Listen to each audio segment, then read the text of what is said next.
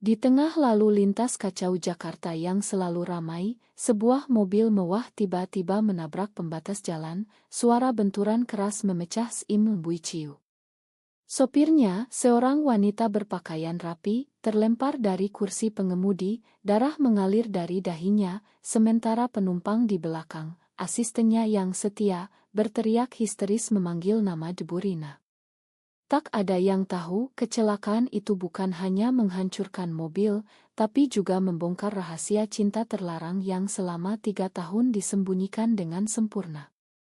Aku, Sinta, berusia 28 tahun, telah bekerja sebagai asisten pribadi Rina selama 3 tahun terakhir. Rina adalah pengacara terkenal di Irma Hukum Elit di kawasan Sudirman, dikenal sebagai wanita dingin, tak pernah tersenyum, dan selalu menang di pengadilan.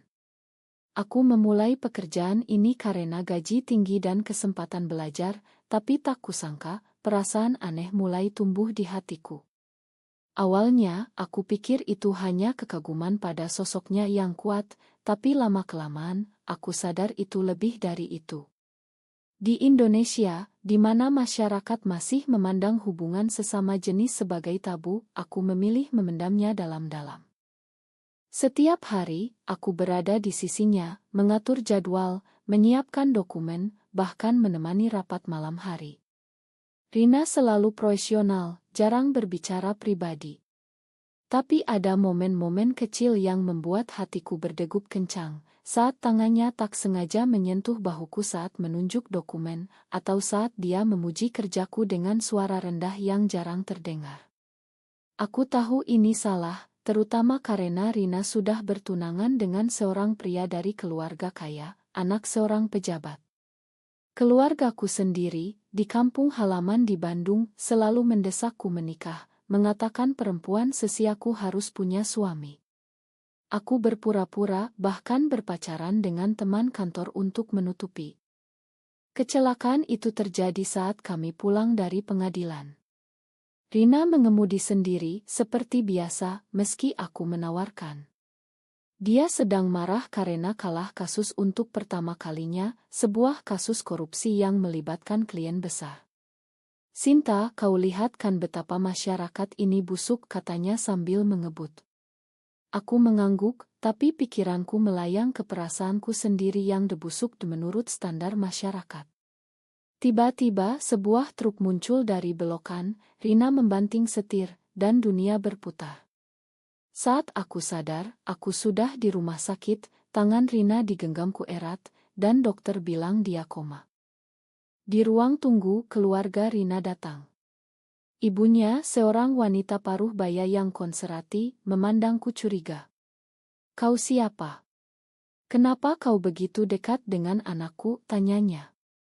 Aku menjawab sebagai asisten, tapi hatiku hancur melihat tunangannya, Andi, datang dan duduk di samping tempat tidur Rina, memegang tangannya. Andi adalah pria sempurna, tampan, kaya, dan sesuai harapan keluarga. Aku merasa seperti pengkhianat, karena selama 3 tahun, aku telah memalsukan perasaan persahabatan, sementara dalam hati, aku mencintainya. Malam itu, saat sendirian di kamar rumah sakit, aku menangis. Kenapa aku harus jatuh cinta pada wanita? Di Indonesia, di mana agama dan tradisi mendominasi, lesbian seperti aku dianggap penyimpang. Aku ingat masa kecilku ketika teman-teman mengolok-olok gadis yang tomboy dan orang tuaku memaksa aku pakai rok ke sekolah. Aku pernah mencoba berkencan dengan pria, tapi selalu gagal, rasanya tak alami. Dengan Rina semuanya berbeda. Dia membuatku merasa hidup, meski dia tak pernah tahu. Dokter bilang Rina mungkin amnesia parsial jika bangun. Aku takut, tapi juga berharap. Mungkin ini kesempatan untuk mengaku atau justru untuk melupakan. Tapi saat itu ponsel Rina berdering di tasnya. Aku ambil dan melihat pesan dari Andi, sayang, kita harus percepat pernikahan setelah ini. Hatiku sakit. Aku sadar, jika Rina bangun, aku harus memilih tetap memalsukan perasaan atau pergi. Tapi kecelakaan ini telah membuka luka lama, dan aku tahu tak ada jalan mundur. Hari-hari berikutnya, aku menjaga Rina setiap hari setelah kerja. Irma hukum memberiku cuti, tapi tekanan datang dari keluargaku. Ibu menelepon, "Sinta, kenapa kau habiskan waktu untuk bosmu? Cari suamilah." Aku bohong, bilang ini tugas. Di dalam, aku bergulat dengan diri sendiri. Apakah cinta ini benar? Atau hanya ilusi karena kesepian? Masyarakat Indonesia penuh dengan cerita tentang perempuan yang disembuhkan dengan pernikahan, tapi aku tahu itu bohong. Suatu malam, Rina membuka mata. "Sinta," suaranya lemah. Aku menangis, memeluknya. Tapi saat itu Andi masuk dan Rina tersenyum padanya. Aku mundur, hatiku hancur. Ternyata amnesia tak terjadi, tapi Rina ingat semuanya, termasuk argumen kami sebelum kecelakaan. "Terima kasih, Sinta," katanya. Aku mengangguk, tapi dalam hati, aku tahu ini baru permulaan konflik. Keluarga Rina mulai curiga pada kedekatanku, dan aku harus menghadapi pilihan, bertahan atau melepaskan. Rina pulih dengan cepat, tapi hubungan kami berubah. Setelah keluar rumah sakit, dia memintaku kembali bekerja, tapi ada ketegangan baru. "Sinta, selama aku koma, kau yang jaga aku?" tanyanya suatu hari di kantor. Aku mengangguk, menghindari matanya. "Kenapa? Kau bisa pulang ke keluarga." Aku jawab itu tugas, tapi dia memandangku lama, seolah tahu ada yang disembunyikan. Sejak saat itu, Rina jadi lebih hangat, sering mengajak makan malam untuk terima kasih. Aku senang, tapi takut. Andi mulai cemburu, sering datang ke kantor dan bertanya tentangku. Di rumah, tekanan dari keluargaku semakin kuat. Ayahku, seorang guru agama di masjid kampung, menelepon, "Sinta, ada pemuda baik dari tetangga yang mau kenalan. Jangan buang waktu di kota." Aku menolak, bilang sibuk kerja. Tapi dalam hati, aku tahu jika mereka tahu tentang perasaanku, mereka akan memutus hubungan. Di Indonesia, banyak cerita tentang anak yang diusir karena orientasi seksualnya. Aku ingat teman semaku yang bunuh diri setelah keluarganya tahu dia lesbian. Itu membuatku takut. Suatu hari, Rina mengajakku ke rumahnya untuk rapat malam. "Andi tak ada," katanya, "sedang bisnis di luar kota." Kami bekerja sampai larut, lalu Rina buka anggur. "Sinta, kau tahu kenapa aku dingin selama ini?" tanyanya tiba-tiba. Aku gelengkan kepala. "Karena aku juga punya rahasia. Aku tak pernah cinta Andi. Itu hanya perjodohan keluarga." Hatiku berdegup. Dia cerita tentang masa mudanya, ketika jatuh cinta pada teman perempuan di kuliah, tapi ditekan keluarga hingga putus. "Masyarakat ini tak inginkan kita jadi diri sendiri," katanya dengan mata berkaca. Malam itu kami berbicara panjang. Aku akhirnya mengaku, "Bu Rina, aku mencintaimu." Dia terdiam, lalu memelukku. Itu adalah ciuman pertama kami, penuh emosi yang terpendam. Tapi pagi harinya, Rina menyesal. "Ini salah, Sinta. Aku akan menikah bulan depan." Aku hancur, tapi mengerti. Pernikahan itu adalah tuntutan sosial, untuk menjaga nama keluarga. Rina dari keluarga ningrat Jawa, di mana tradisi sangat kuat. Jika ketahuan, karirnya sebagai pengacara bisa hancur. Aku memutuskan mundur dari pekerjaan, tapi Rina menolak. "Tetap di sini, kita bisa kendalikan ini." Tapi Andi mulai curiga. Suatu hari, dia datang ke kantor dan menemukan catatan harian Sinta yang jatuh, di mana aku tulis tentang perasaanku. "Apa ini? Kau lesbian?" teriaknya. Rina membela, bilang itu salah paham, tapi Andi marah besar. Dia ancam cerita ke keluarga Rina. Itu adalah pengkhianatan pertama. "Andi, yang seharusnya mencinta Rina, justru menggunakan rahasia untuk mengontrol. Malam itu, Rina datang ke apartemenku.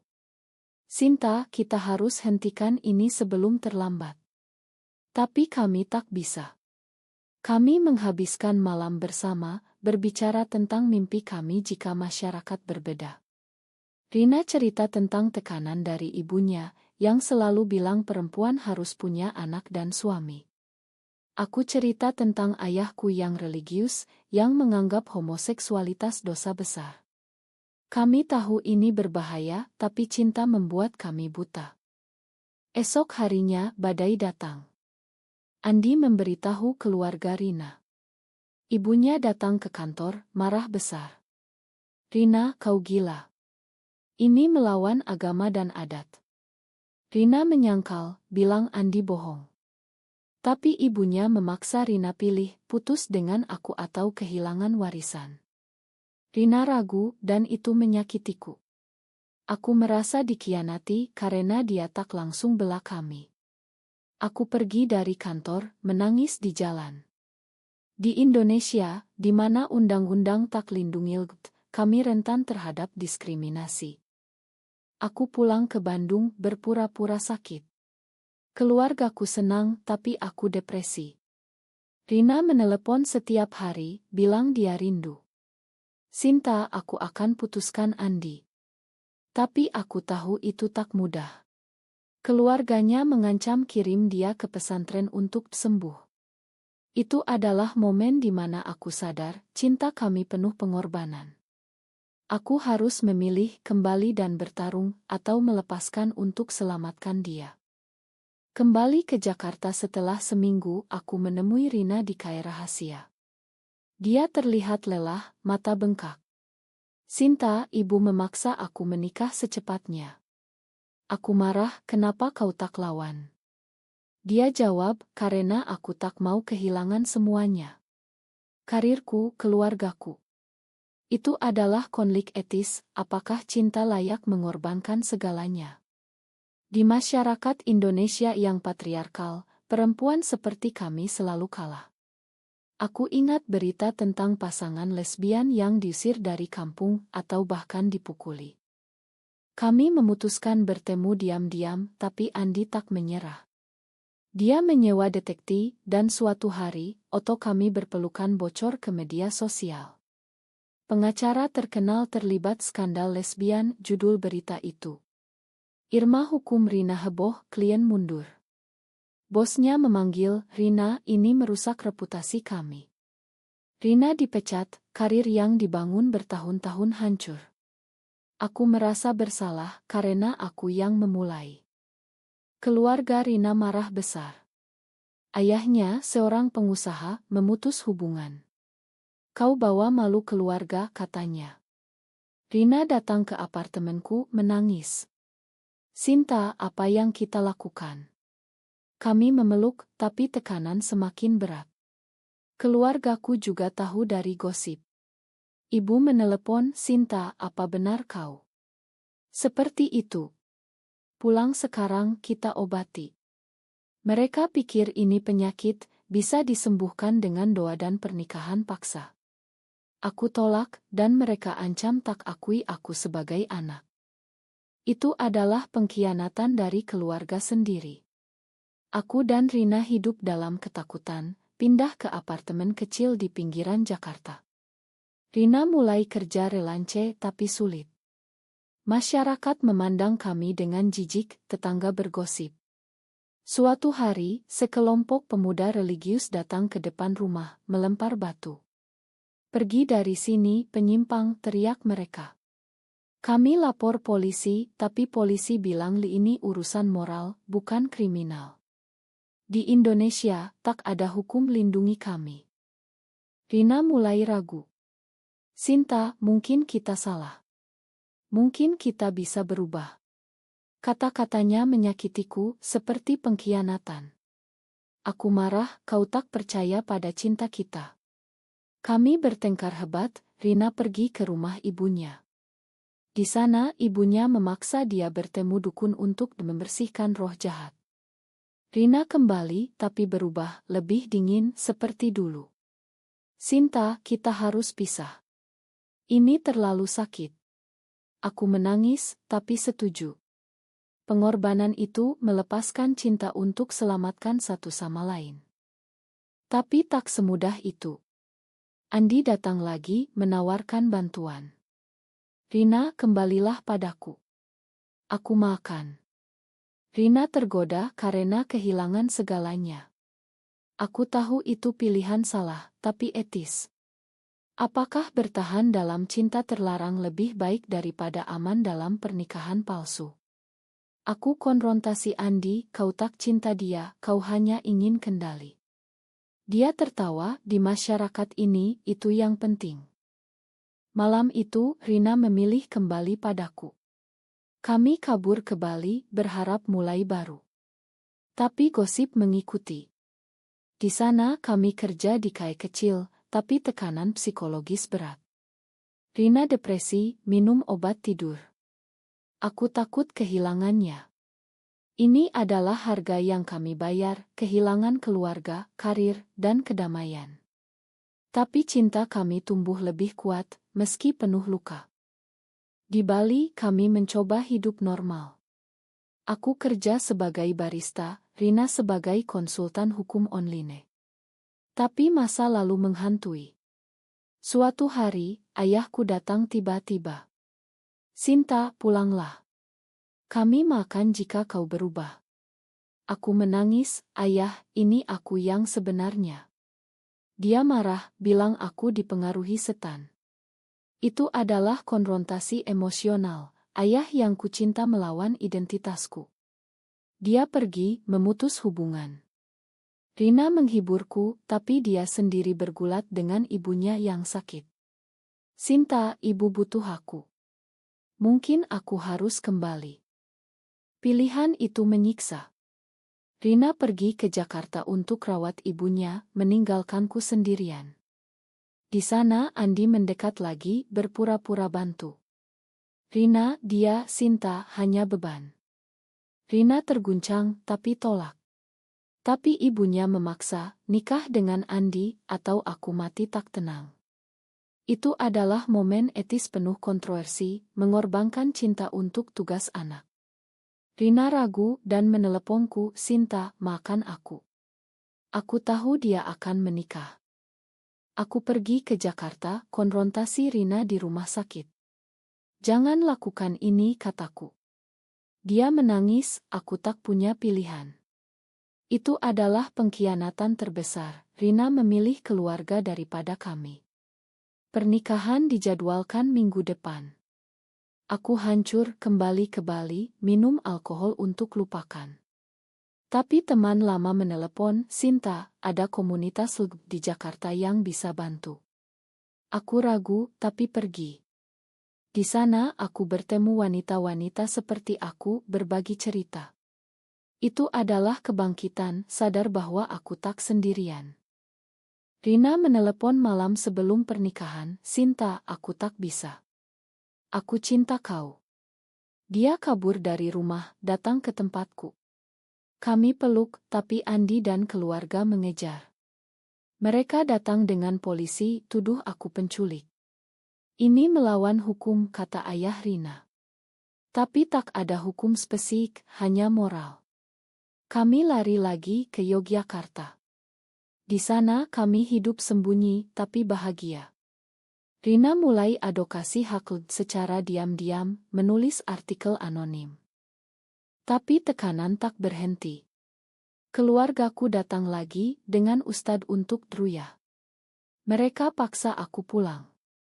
Aku tolak, dan mereka pergi dengan hati hancur. Itu adalah harga kehilangan keluarga untuk kebebasan. Rina juga kehilangan ibunya, yang meninggal tak makan dia. Rina depresi berat, menyalahkan diri. Sinta, apakah ini layak, tanyanya. Aku jawab ya, tapi dalam hati ragu. Masyarakat Indonesia mulai berubah pelan, dengan gerakan hak asasi, tapi masih jauh. Kami memutuskan bertarung. Rina bergabung dengan GOLD, meski berisiko. Suatu hari, demo hak di Jakarta, kami ikut. Tapi polisi bubarkan, ada kekerasan. Rina terluka, tapi itu membangunkannya. Sinta, kita tak bisa sembunyi lagi. Itu adalah turning point, dari korban jadi pejuang. Tahun berlalu, kami kembali ke Jakarta sebagai pasangan terbuka. Rina membuka Irma Hukum Kecil khusus kasus diskriminasi LGBT. Aku jadi manajernya seperti dulu. Tapi tantangan besar, masyarakat masih tolak. Klien sedikit, ancaman datang dari kelompok radikal. Suatu hari, kantor kami dirusak, tulisan penyimpang mati di dinding. Kami lapor, tapi polisi lambat. Itu adalah ujian akhir, apakah kami mundur atau lanjut. Keluarga mulai melunak. Ibu Rina sebelum meninggal, kirim surat maaf. Keluargaku datang, ayah bilang, Sinta, aku salah. Aku tak mau kehilanganmu. Itu adalah rekonsiliasi, meski lambat. Tapi Andi tak berubah, dia sebarkan itnah online. Kami lawan di pengadilan, dan menang. Itu adalah kemenangan kecil, tapi berarti. Cinta kami matang, penuh luka tapi kuat. Kami tak punya anak, tapi bahagia. Di Indonesia, perubahan pelan, undang-undang anti-diskriminasi dibahas. Tapi masih banyak korban. Cerita kami jadi inspirasi bagi banyak wanita. Tapi harga yang dibayar, karir hilang, keluarga rusak, trauma psikologis. Apakah itu benar? Pada akhirnya, Rina dan aku duduk di pantai Bali, melihat matahari terbenam. Sinta, jika bisa ulang, apa kau pilih yang sama, tanyaku. Dia jawab ya. Tapi pertanyaan tetap, apakah mencintai seseorang meski melawan norma masyarakat selalu merupakan pilihan yang benar, atau adakah saat di mana pengorbanan terlalu besar untuk dibenarkan?